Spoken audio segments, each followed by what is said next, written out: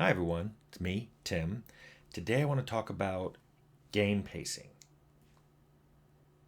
DG135 says, I think it would be a really interesting to know about your perspective and experience on the difficulty of pacing open world games both in its narrative and gameplay.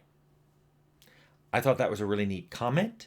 It's not even a question, uh, just a comment that I'm now going to comment on. Um, Open world games are difficult to do game pacing on. Let me talk about game pacing first. I view game pacing as a set of highs and lows that happen while the player goes through the game. Mostly, I see this as combat versus non combat, or what people call downtime. Downtime could be anything from exploration to crafting to going back to town for using vendors or just going back to your home or home base or whatever you have in the game to drop stuff off and change companions, do whatever you do at a home base. In general, I think that's right, although there are some exciting things that can happen outside of combat. And also, combat itself can be paced. Um, when you are walking through the forest and you run into a wolf, that's a very different combat than you're walking through the forest and you run into a dragon. But at low level, that wolf might be tough. And even at higher levels, if it's a pack of wolves, that might be a tough fight. And fighting a dragon is probably impossible early on, and it is a tough fight for a long time until finally they become pretty easy. Anything gets easy after a while. But that's just an example how even if you're talking about combat, you can talk about whether it's combat that's intended to really be a major point in the game, or oh, it's just something the player stumbled across on the road on the way to a dungeon. I described this once when I was at Carbine. I described this to my boss as monorails versus roller coasters. The reason you want highs and lows and your pacing on a game is you want it to be like a roller coaster. Everyone likes riding a roller coaster. That's exciting. You're way up high, you go down low, the acceleration, the slow down. That's really exciting. Monorails, they're not exciting. Monorails can be really high up too. It has nothing to do with the height. It has to do with the fact that it is unchanging. So I was very much against making a game of all bosses, which is what had been suggested for that game. And people even used Shadow of the Colossus as an example. It's like, hey, Tim, we can do a game of all bosses. But if you think about Shadow of Colossus, it was getting on your horse and riding through the countryside, very pleasant. Then you'd have a big fight with a boss. Then it was get on your horse, go through the countryside, and then it was another big boss, totally different boss. So even that had pacing like this. You can't just have a game that's boss, boss, boss, boss. I know I talked a lot about Elden Ring. I liked that even though you were constantly in danger, it was different whether you were in an instance or not. It was different whether it was a named thing you were fighting or not. It was, you could tell there was a pacing to it. Now, open world, and by that I mean non-linear. I don't necessarily, I want people to think of it as players can choose where they want to go. That is far more difficult to do pacing because you're not in control of where the player wants to go. However, you are in control of some things and you can do pacing within them. One of those is the main storyline. The main storyline is linear, even though how the player gets from one act to the next, we often provide multiple ways of getting there. That's where you can do pacing. You can have an act where most of the activities that move it forward are talking to NPCs. You can have an act where most of the activities that move the storyline forward are going to find evidence, going to find items. Maybe you can steal them, maybe you have to fight for them, it doesn't matter. And then you can maybe have an act where, yeah, it's a big fight in this act. Fallout New Vegas, when you go to the dam, it's one big fight. Doesn't matter how good of a talker you are, you're going to go and have a fight. Maybe you can have some, if you're a good talker, you can have more people on your side. Maybe you show up with better equipment, but you're going to have a fight. I like that. I like that there are different acts or different things in a storyline. Also, even though you may make a big nonlinear world, inside of a particular instance, whether that's a dungeon or a vault, whatever, or town, whatever you make as your instance, you can pace things within there.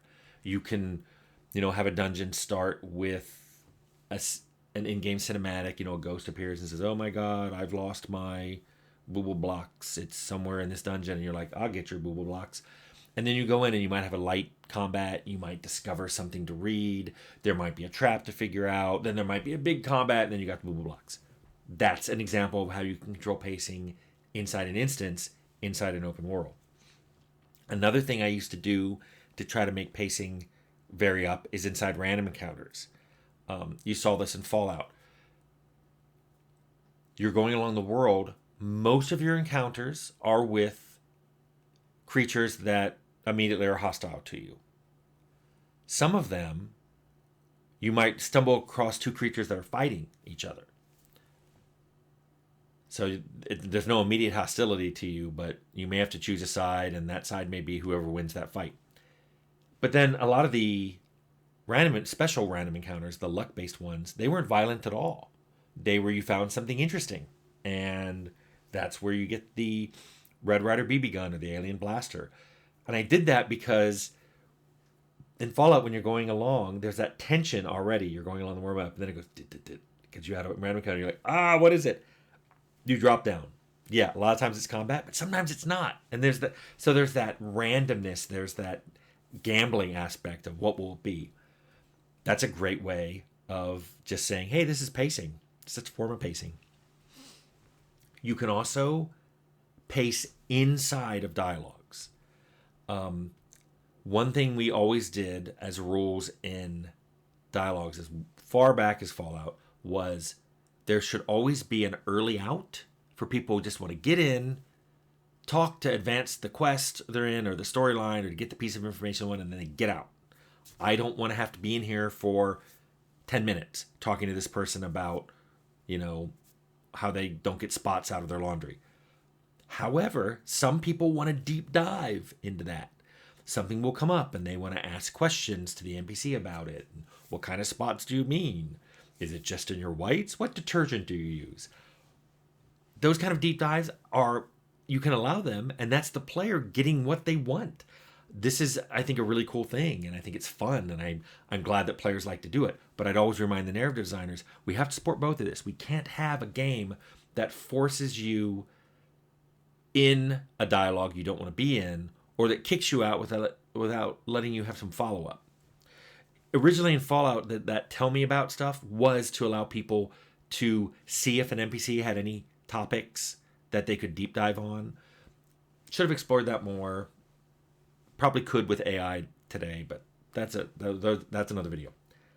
Now, bear in mind that in any game where the player is kind of in control of the narrative, which most of mine, that means the player has control of pacing.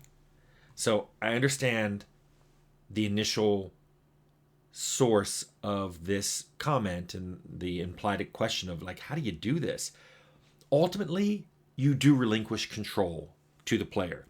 If a player goes into your dungeon and finds a bookcase full of books and decides they're going to read all of it, they're going to read each one of these, and then later they complain about how the pacing in the dungeon was off,